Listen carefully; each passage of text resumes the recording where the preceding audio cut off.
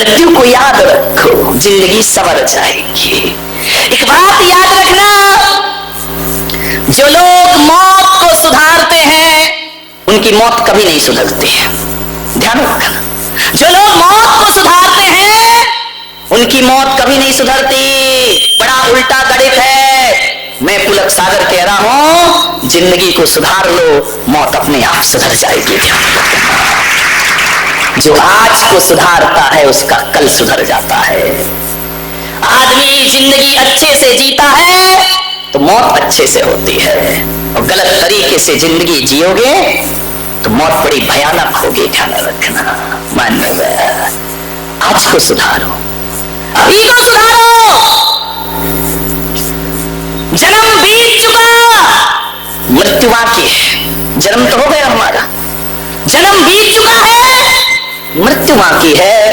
अरे नादान आदमी, जो बीत गया उसकी खुशियां मत मना, जो आने वाली है उसका स्वागत करने के लिए तैयार खड़ा रहे। मानव, जिंदगी से प्यार करूं तो उम्र कम हो जाती है, जिंदगी से प्यार करूं तो उम्र कम हो जाती है, और जिंदगी से प्यार ना करूं तो वह मुझसे खफा हो जाती है। ध्यान रख, करे क्या ये आदमी? अभी टाइम है 7 दिन में, अच्छा जाने दो, चिट्ठी आने वाली। विचार करना है आपको, सोचना है, कुछ मिले या ना मिले मौत जरूर मिलेगी। आपसे मेरा निवेदन है बड़ी विनम्रता के साथ कि पढ़ लिख के डिग्री पाओ या ना पाओ, गीता पढ़ो या ना पढ़ो, समयसार पढ़ो या ना पढ़ो, रामायण पढ़ो या ना पढ़ो, ध्यान रखना, कोई ग्रंथ पढ़ सको या ना पढ़ सको, लेकिन आज एक ग्रंथ में पुलक सागर तुम्हें दे रहा हूं, घर में ले जाके जरूर पढ़ना। निःशुल्क दे रहा हूं, कोई पैसा नहीं, कोई रेट कम नहीं, एक ग्रंथ दे रहा हूं, वो जरूर पढ़ना। वो ग्रंथ ना रामायण है, ना कुरान है, ना वेद है, ना बाइबल है। वो ग्रंथ यदि कोई है तो मृत्यु का शास्त्र है, जो मैं तुम्हें प्रदान कर रहा हूं। मृत्यु का शास्त्र जरूर पढ़ो। 2 चीज हमेशा याद रखना, एक अपने परमात्मा को और एक अपनी मौत को कभी जिंदगी में भूलना मत। ध्यान रखे, इन 2 को जो भूलता है उसकी जिंदगी बह जाया करती है। मृत्यु को याद रखो और एक अपने भगवान को याद रखो, ये 2 ही जीवन के परम सत्य हुआ करते हैं। ध्यान रखना, खुदा सत्य है या नहीं मुझे नहीं मालूम, राम सत्य है या नहीं मुझे नहीं मालूम, महावीर सत्य है या नहीं मुझे नहीं मालूम, लेकिन मृत्यु सत्य है, इसका ज्ञान हर व्यक्ति को होना चाहिए। बच ना सकोगे, कहां जाओगे मौत से भाग के? कोई स्थान है? नहीं हो तो बताओ। भाई बारामती में कोई जगह है ऐसी जहां, जवाहर सेठ कॉलेज में कोई जगह हो जहां छिप जाए जाके मृत्यु से बचने का? शांति सेठ नया शोरूम बन रहा है, एक आध रूम ऐसा बनाओ जहां कोई अंदर नहीं जा सके। ध्यान रखिए, कोई खंडर नहीं, कोई एकांत स्थान नहीं, कोई ऐसी गुफा नहीं जहां तुम छिप जाओ और मौत ना आ सके। मुझे याद आ रही है एक बात, एक राजा के घर महल में यमराज का प्रवेश हुआ, और जैसे ही यमराज राजमहल के अंदर प्रवेश करते हैं कि झरोखे में 2 कबूतर बैठे रहते हैं।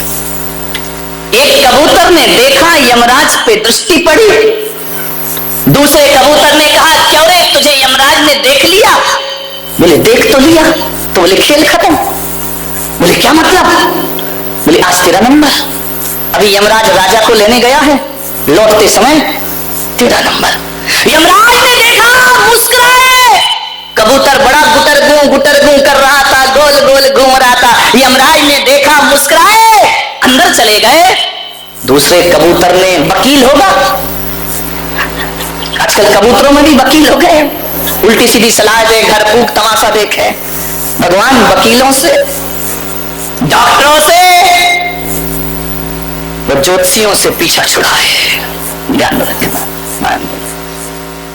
वकील होगा, सलाह देने वाले बहुत हैं। 2 चार वकील तो मेरे कमरे में रोज आते, महाराज ये बोलना, महाराज मैंने कहा तू लिख के दे दे मैं बोल दूंगा। ध्यान रखिए, अपनी भड़ास महाराज से निकलवाना चाहते हैं, करें क्या? विचार करें। बोला कबूतर की बहन, यमराज तुझे देखकर मुस्कुराए हैं, इसका मतलब तेरा नंबर आ गया। पसीना पसीना हो गया कबूतर कि मेरा नंबर, आज चला जाऊंगा मैं। बोले आज नहीं बचेगा। उसने कहा वकील साहब कोई उपाय बताओ कि मैं बच जाऊं। तो वकील कबूतर ने कहा एक उपाय है मेरे पास। बोले क्या? बोले जब तक ये यमराज राजा को ले जाने में टाइम बर्बाद करेगा तब तक तू इस झरोके से उड़ जा।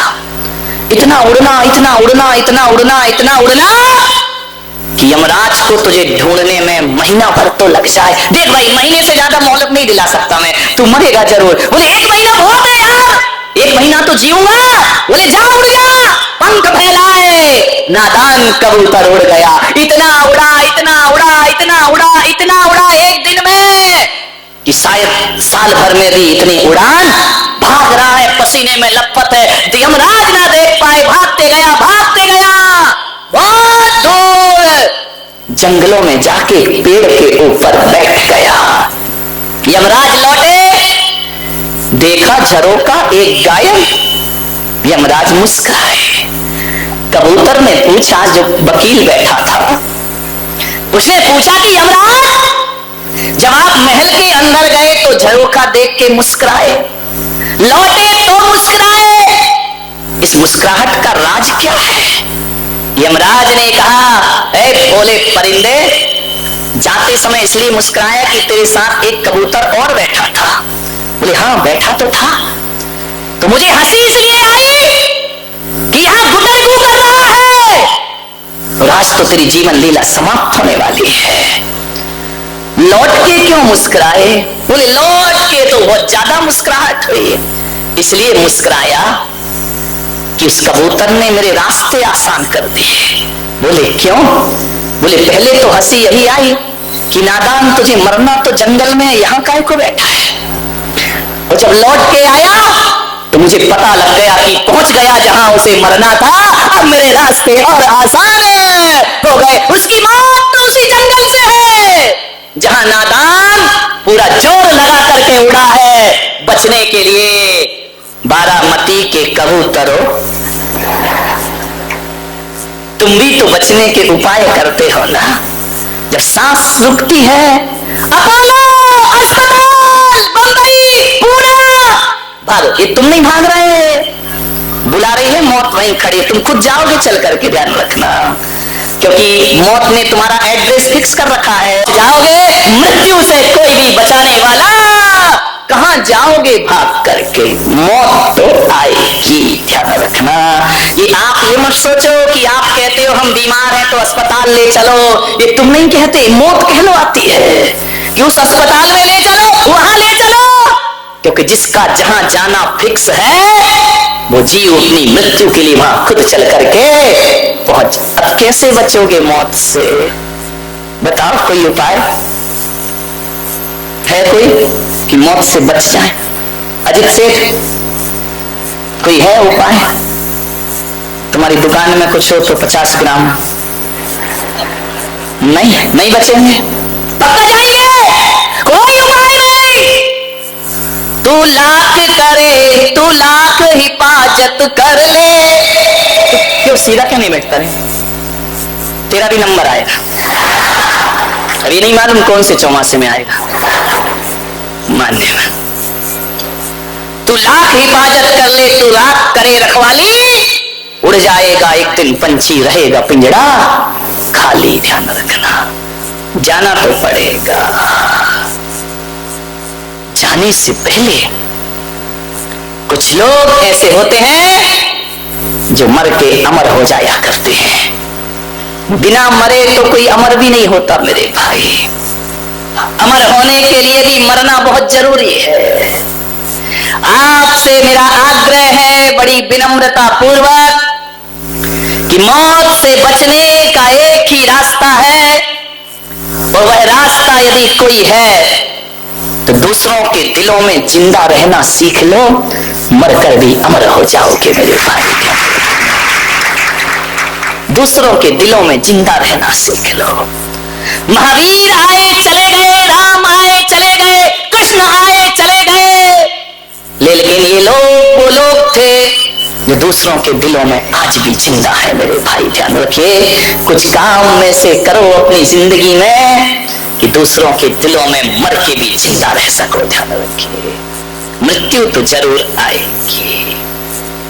क्या सोचता है आदमी कि मौत से बच जाएगा? नहीं मेरे भाई, फूल खिलेगा बिखरेगा, सूर्य उगेगा डूबेगा। ध्यान रखना, आज जवानी पर इतराने वाले कल पछताएगा, और चढ़ता सूरज धीरे धीरे ढलता है, ढल जाएगा, पता नहीं लगेगा। तारीख फिक्स है, बोलो कब जाओगे? जाओगे या नहीं? चोटी पकड़ के ले जाएगा, ध्यान रखना। वो नहीं देखता तो बारात में उठा के ले जाएगा। वो कुछ नहीं देखता कि तुम्हारे यहाँ शादी हो रही, विवाह हो रहा, उसे कोई मतलब नहीं।